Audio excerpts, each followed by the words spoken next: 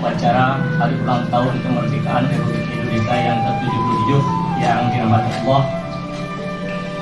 Ucapan rasa syukur yang tidak terhingga senantiasa kita panjatkan kepada Allah Subhanahu wa taala, yang mana atas berkat rahmat dari Allah Subhanahu wa taala, negeri kita yang kita alami sekarang ini menjadi negeri yang aman, damai, negeri yang penuh dengan rahmat keberkahan dari Allah Subhanahu wa taala.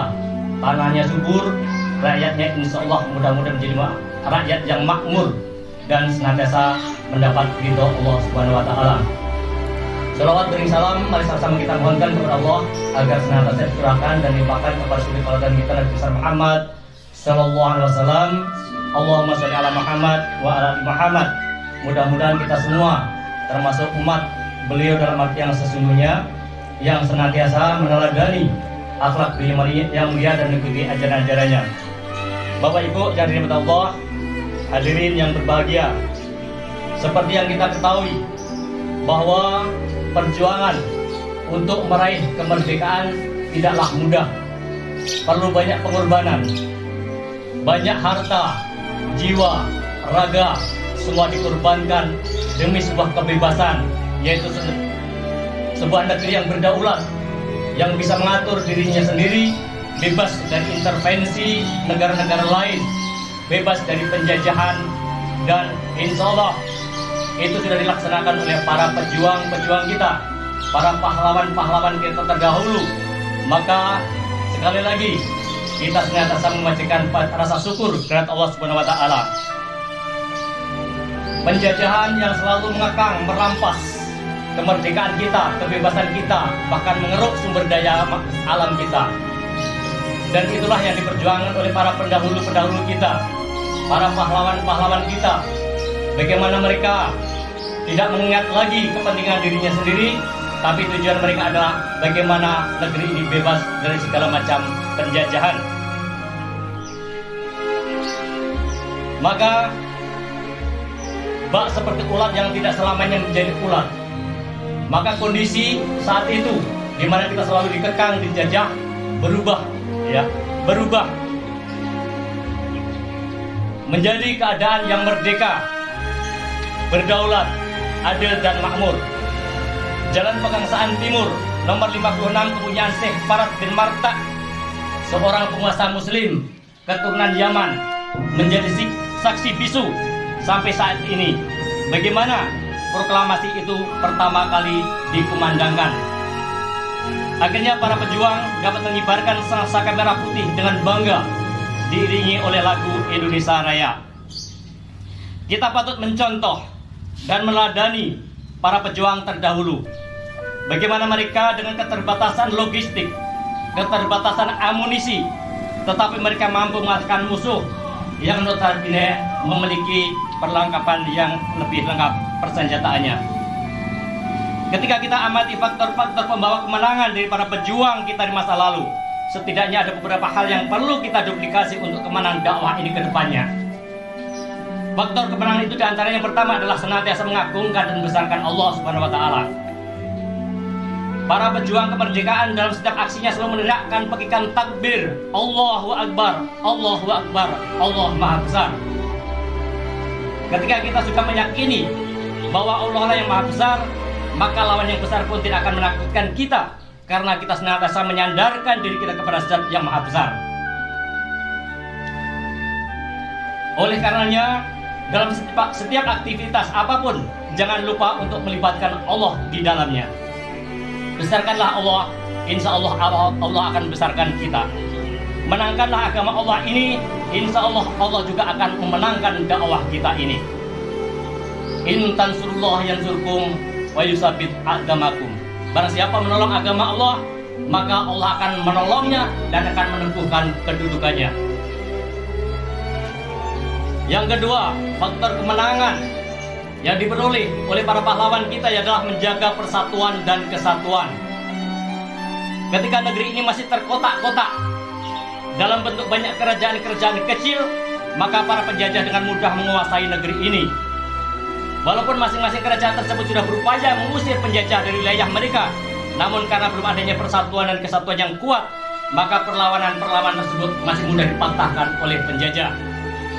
Beberapa contoh bagaimana Sultan Agung Hanyokrokusumo dari Kerajaan Mataram sudah mengirim pasukan ke Batavia pada tahun 1628 dan 1629. Bahkan di negeri kita, di Sumatera Barat ini, terjadi perang Paderi di Kerajaan Pagariung berlangsung antara tahun 1803 sampai 1838. Tapi karena belum adanya kesatuan dan persatuan, maka perlawanan-perlawanan kecil tadi dengan mudah dipatahkan oleh para penjajah. Akan tetapi anak bangsa ketika itu mulai sadar akan pentingnya persatuan dan kesatuan dan bisa mengasembangkan ego pribadi atau kelompok, maka penjajah bisa diusir dari negeri kita ini. Maka dari itu, ketika kita menginginkan kemenangan partai dakwah ini, salah satu yang harus kita jaga adalah persatuan kesatuan di antara kader-kadernya dan menjauhi segala macam hal yang bisa menyebabkan terjadinya perpecahan di antara kita. Faktor ketiga yang bisa mendatangkan kemenangan